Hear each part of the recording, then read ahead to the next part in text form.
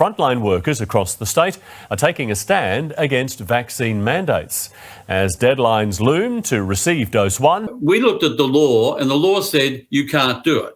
So we took them on. We represented about 3,000 people. And then we found that the commissions and the human rights tribunals where we found these cases just basically closed up and said, oh, we don't want to know about it. We don't want to know about it. That's right. So the whole thing has been a complete travesty, but we were the ones that stood up for them.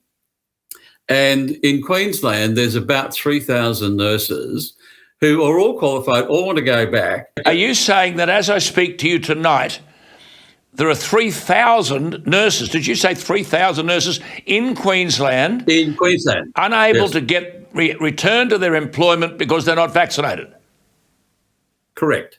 3,000 nurses are off work due to the mandate. Unvaccinated nurses are being sacked in the midst of a workforce crisis. This comes at a time when we desperately need more nurses on the front line.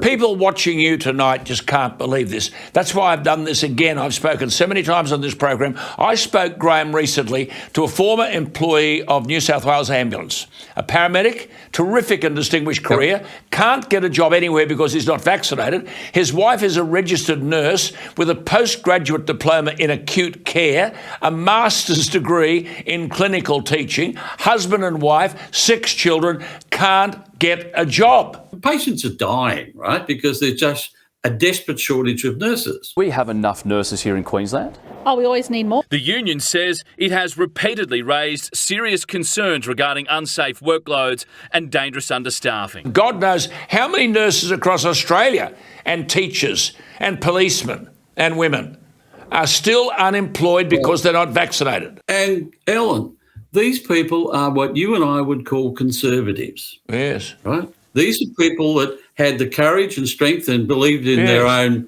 individual rights to stand and say, well, I'm not going to have this. This is wrong. These are the people who are the LNP constituency.